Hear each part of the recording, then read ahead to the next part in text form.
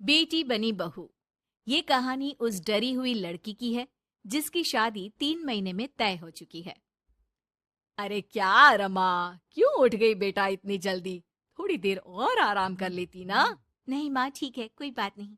ये बताओ, चाय के साथ नाश्ते में क्या लोगी? अरे कैसी बात कर रही है रमा, कल तक तो तू ऑर्डर दिया करती थी कि ये खाना है वो खाना है। आज तू हमें पूछ रही है, क्यों बेटा? माँ अब ऐसे ही बोलिए ना, क्या खाएंगी? बेसन की रोटी बना दूं दही के रायते के साथ? माँ कुछ सोचती है फिर कहती है, अच्छा सुन, ये बता, रोहन का फोन आता है? शादी होने वाली है तेरी उससे, बात करती रहा कर। हाँ हाँ हाँ माँ, बात होती रहती है। मॉर्निंग में मैसेजेस भी डालती हूँ।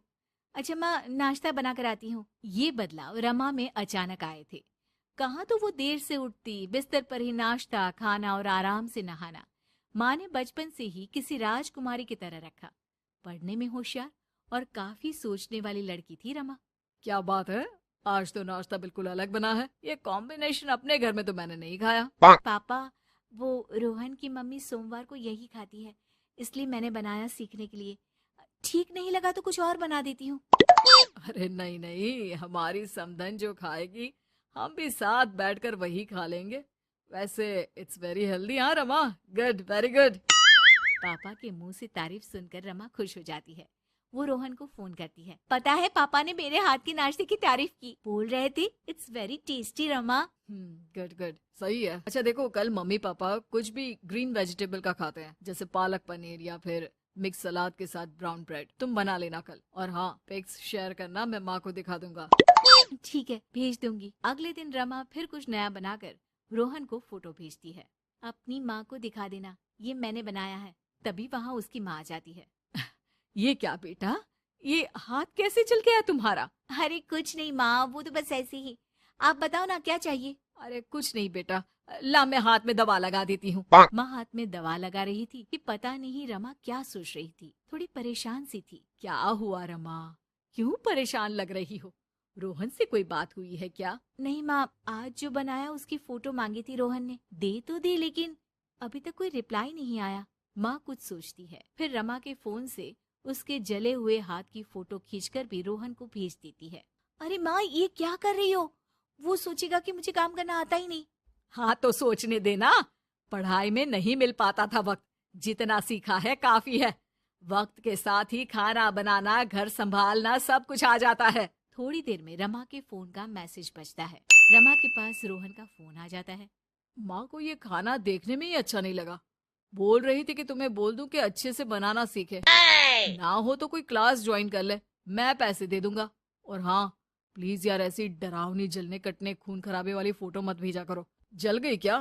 तुम्हें खाना नहीं बनाना आता क्या? मुझे ब्लेम मत करो।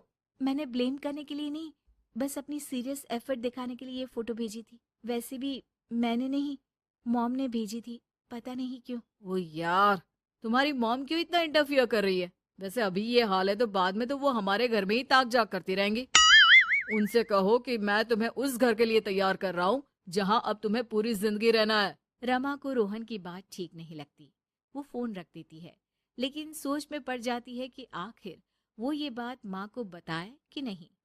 अब हर वक्त या तो वो रोहन का बताया खाना बना रही होती है, या उसके कहने पर उसकी पसंद की टीवी शोज, वेब सीरीज या फिर किताब पढ़ रही होती है। क्या बात है रमा, आजकल मैं देख रही हूँ कि तुम बहुत परेशान सी रहने लगी हो। कोई बात हो तो बता दो बेटा।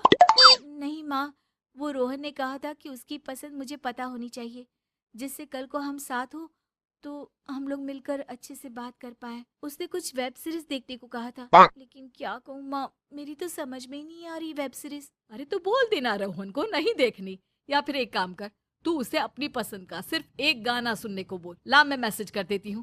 ना ना माँ, आप तो रहने दो। पिछली बार भी जब मैंने उसे बोला कि आपने मैसेज किया है तो वो गुस्सा हो गए थे। अच्छा, क्या बोल रहा था? यही कि माँ क्यों इंटरफेयर कर रही है, मैं तुम्हें उस घर के लिए तैयार कर रहा हूँ जहाँ तुम्हें पूरी जिंदगी रहना है। माँ अब समझ जाती है कि रोहन उसकी रीमा के लिए ठीक नहीं है।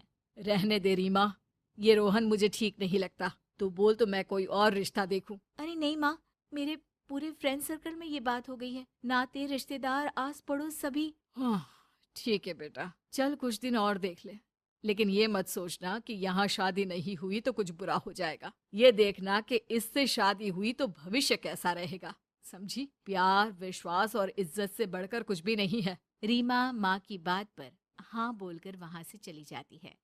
अगले रोज रोहन का फोन रीमा के पास आता है। मैंने तुम्हें एक स्किन डॉक्टर का फोन नंबर दिया है। माँ बोल रही थी कि तुम सांवली हो और दिखने में भी नैन नक्श थोड़े। एक काम करो ना, तुम इनसे अपना ट्रीटमेंट शुरू करवा लो। होप कि थोड़ी देखने लायक हो जाओ। आज तक रीमा से किसी ने इस तरह बात नहीं की थी। वो ये बात सुनकर सीधे शीशे के सामने खड़ी हो जाती है।